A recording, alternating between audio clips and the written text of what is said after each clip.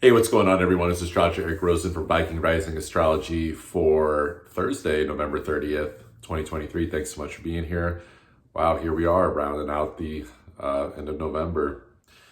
And interesting way to do it. Moon's still in Cancer today. We definitely want to find that intuitive flow. I think this is a day, depending on, Moon came into Cancer yesterday, so any emotions that we haven't been filtering, paying attention to, they're probably going to bubble up today.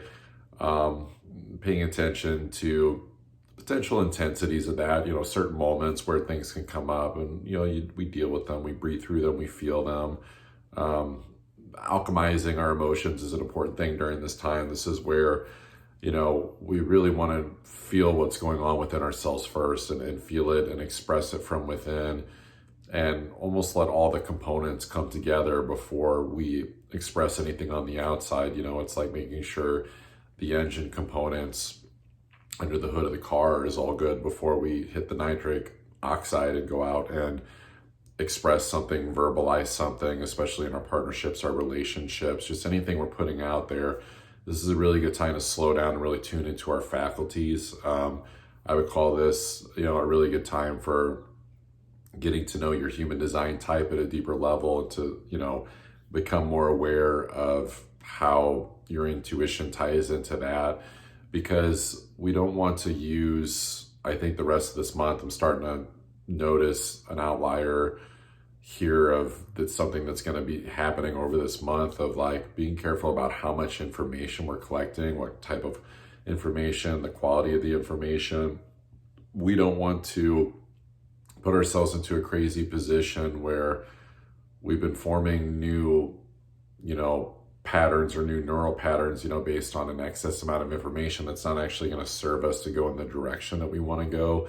I think it's a reminder, to stay on a path of mastery, to stay in alignment and be very clear on what it is that we want, to not be wishy-washy, to not spread our energy too far all over the place, especially collecting information as a means to try to create safety.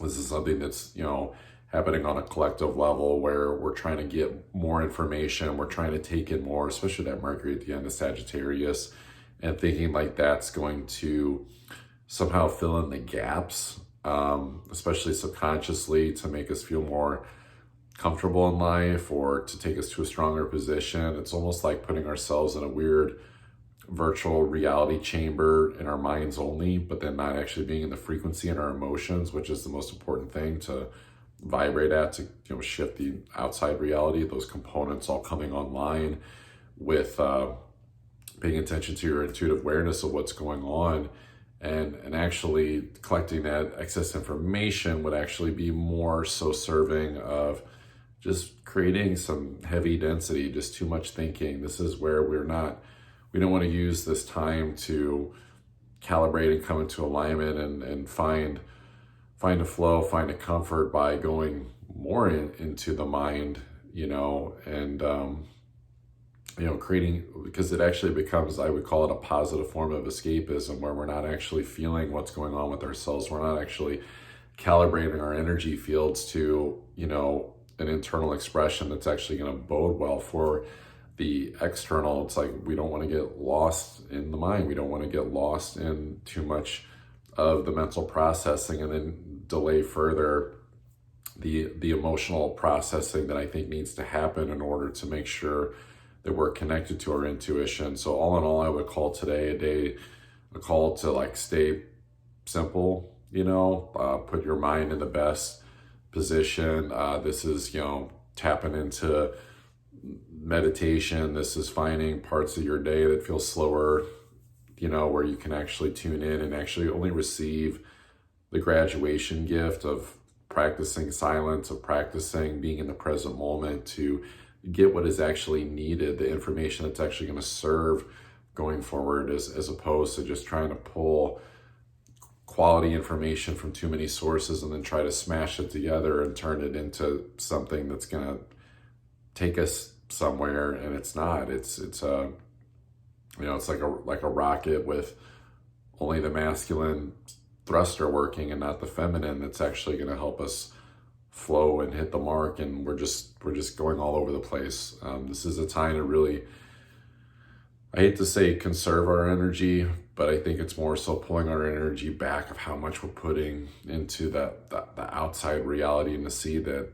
the patterns and anything that has felt delayed, the changes that we're looking to make in our life to create, better reality in any area of life, all of them, the relationships, the people, the money, career, your projects, your health, just all those different things is going to look way more like rooting into that presence, rooting into, what's being asked just in the basics of the moment, and not going too far out there in the mind, not planning too far ahead, not looking too far ahead, not trying to understand chapters 2 and 3 when we haven't even finished reading the title of chapter 1, so to speak, and that there's no excitement in trying to understand a story like that. It just creates ambiguity, and we need to understand what the story is by actually being rooted, being present with all, these things. I'm especially concerned about that Mercury at the end of Sag. This is where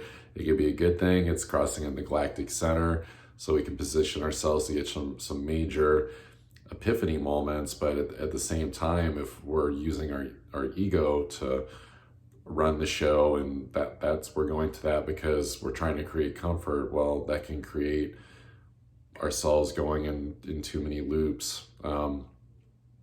It's crazy to think about. As actually just rewatching some of the Matrix movies, and the first one came out in 1999, and it just makes me think about how much reality has changed, how much human behaviors and human evolution has changed, just in terms of how we collect our information, how we plan our lives. It just looks so much different now.